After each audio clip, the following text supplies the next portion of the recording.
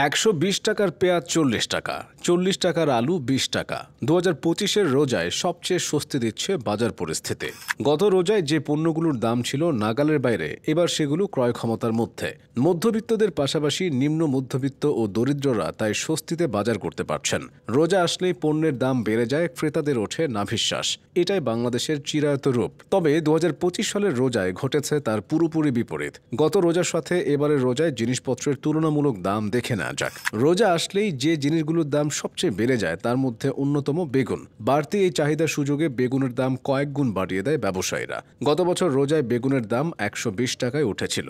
এবারও রোজার প্রথম কয়েকদিন বেগুনের দাম ১০০ টাকা ছিল, তবে এখন কিছুটা কমে ৮০ থেকে ৯০ টাকায় বিক্রি হচ্ছে। অন্যদিকে গত রোজায় প্রতি ডজন ডিমের দাম ছিল ১৪০ টাকা, সেটির দাম এবার কমে দাঁড়িয়েছে ১২৫ টাকায়। গত রমজানে ১২৫ টাকায় বিক্রি হওয়া ছোলা এবার ১১০ টাকায় পাওয়া যাচ্ছে। শশার ক্ষেত্রেও একই অবস্থা। গত রোজায় প্রতি কেজি শশার দাম ওঠে ১০০ থেকে ১২০ টাকা, এবার প্রতি কেজি শশা বিক্রি হচ্ছে ৫০ থেকে ৮০ টাকায়। গত রমজানে তরমুজের কেজি ছিল ৮০ থেকে ৯০ টাকা, এবার রসালো এই ফলটির কেজি ৪০ থেকে ৬০ টাকা। গত রোজায় মাংসের দামও ছিল চড়া। প্রতি কেজি গরুর মাংসের দাম উঠেছিল ৮০০ টাকায়, এবার বাজারে ৭৫০ টাকায় গরুর মাংস পাওয়া যাচ্ছে।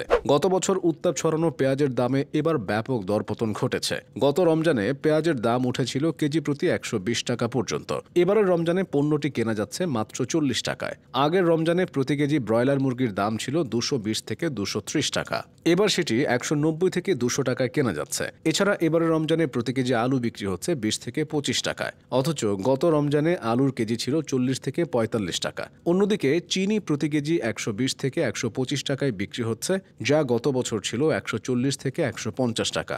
সাধারণ খেজুরের দাম ২২০ থেকে ২৫০ টাকা থেকে কমে ১৮০ থেকে ২০০ টাকায় দাঁড়িয়েছে। মাঝারি মানের ও প্রিমিয়াম মানের খেজুর যথাক্রমে ৪৫০ থেকে ৮০০ টাকা এবং ১০০০ থেকে ১৮০০ টাকায় বিক্রি হচ্ছে, যা গত বছরের তুলনায় ৩০ থেকে ২০০ টাকা কম। অন্যান্য পণ্যের মতো বাজারের বেশিরভাগ সবজির দামও এবার স্বস্তির মধ্যেই রয়েছে।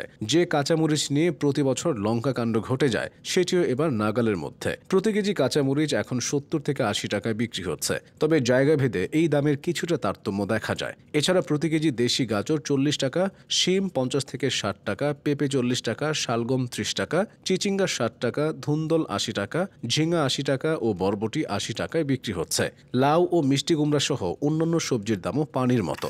রোজার শুরুতে লেবুর দাম নিয়ে হইচই হলেও সময়ের সাথে সেটি কিছুটা কমেছে, যদিও এখনও এক হালি লেবু বিক্রি হচ্ছে ৬০ থেকে ৮০ টাকা করে, যা স্বাভাবিক সময়ের তুলনায় অনেক বেশি। এদিকে গত রমজানের তুলনায় এই রমজানে মাছের দামও কিছুটা কমেছে। টিসিবির তথ্য অনুযায়ী গত বছরের রমজানে ২৬০ টাকায় বিক্রি হওয়া প্রতি কেজি পাঙ্গাস মাছ এবার বিক্রি হচ্ছে ২৫০ টাকায়। ২০০ টাকায় বিক্রি হওয়া তেলাপিয়া মাছ বিক্রি হচ্ছে ১৯০ টাকায়। তবে কই মাছের দাম স্থিতিশীল রয়েছে।